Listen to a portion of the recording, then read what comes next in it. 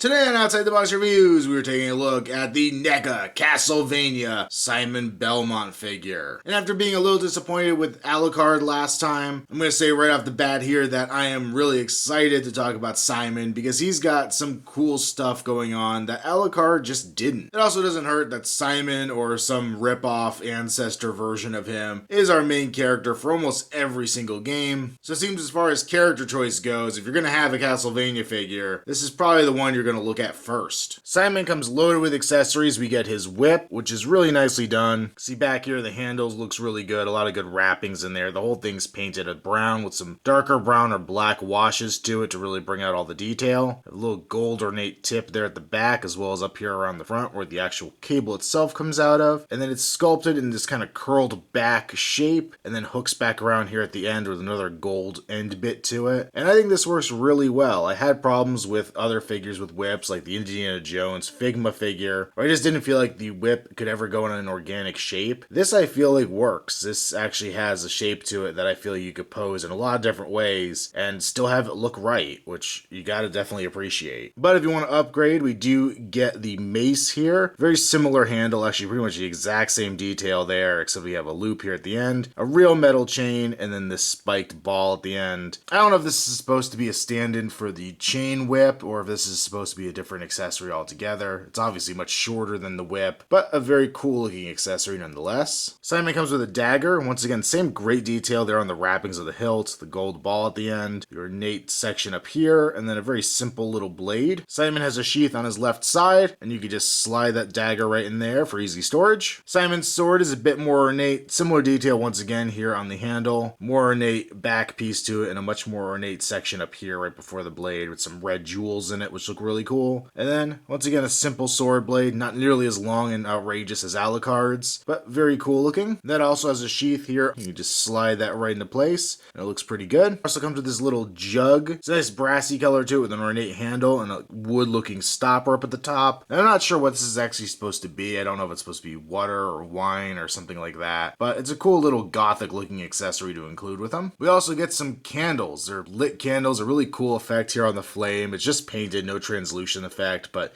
going from yellow to orange looks really good. The candles look nice and melted. This brass fixture, you can even see a little skull back there, which is great attention to detail. And then nothing really on the back. The only problem with this is you're never really going to be able to mount it anywhere. It'll kind of sit on the ground on those points, but it's not something you can actually stick on a wall too easily. Maybe with some wax or something you can get it to stick. But definitely a wall-mounted style candle, as opposed to something you'd have on a table, but it still looks really, really cool. And then Simon comes with the cross throwing weapon. Really nice looking here, white outside, blue interior with the black squiggles going through it. Same detail on both sides. It's a really, really cool looking accessory. And then he comes with his extra hand that basically will hold on to that piece and let him look like he's about to throw it. Now, I'm going to say plenty of nice things about this figure, but one thing I will take away from it is that this face is a little jacked up. Now, I really don't know if this is a problem with my figure, with the figures in general, or if this is actually intentional sculpted detail. The face just looks really grizzled and screwed up. It's not really so bad depending on what angle you look at it at, but it definitely just seems like it's a little uneven from side to side. His face is kind of twisted in a sneer, which doesn't really help that. But I love that they gave him a 5 o'clock shadow, making it look like he's been out fighting vampires all night. His eyes are pretty well painted, though my one eye is a little more dead looking than the other. It looks like there's even some wrinkles and scarring going on in his face, which are really nice. He's got his Conan the Barbarian headband up there at the top with a lot of ornate detail in it. We even have the ties coming off the back. Then we have his blonde hair, a little more brownish blonde, but some really good paint shading in there as well. Coming down to his armor, once again, very ornate, a lot of sculpted and painted detail in here. It looks really cool. You got the clasps up here at the front, the different browns and blacks and brass colors going through the armor itself, which look really cool. He's the single pauldron, which you can even see looks like it was stitched on with these little black lines here. This piece up here is slightly rubberized, which is good when you get into articulation. Down the front, we have kind of a corset thing going on. The eyelets are all painted silver. It's a nice deep red with a black wash to bring out all the detail. Very nice looking. His arms have a good muscular sculpt. A lot of things on this figure really make me think of a He-Man or Conan the Barbarian type figure. I think they bring that out very well here. He's got these big bracers on with a lot of good detail and a great pewtery silver color. His right hand is sculpted to hold the whip. His left hand, he has the one open hand, and the hand I showed earlier to hold the cross. Coming down to the belt, more great detail. It has a really nice leathery texture with the silver add-ons here. It continues onto the back as well. And then on both sides, he has the little crotch flap here, a rubberized piece of plastic. We have his fur underpants down there, and you can see the connectors for his two sheaths. More great sculpted detail on his legs. Big furry tops to his boots. A lot of fur going on, a lot of straps and things. And some great ornate detail on the boots themselves. He does also have peg holes on his feet. For articulation, Simon has a ball jointed neck, so it'll look pretty far up. His hair is sculpted to kind of let it move back a bit. It'll look okay amounts down. It goes side to side as well as tilt. His arms are on pin socket joints, so they go a little out to the side as well as forward and back. There's a cut joint at the upper bicep. He has a 45-degree swivel joint there at the elbow, but the way it's sculpted, I think it actually works really well. You can kind of get the arm into a lot of different poses without it looking unnatural, which I really like. We have a ball joint at the wrist with a good range of motion there as well as rotation.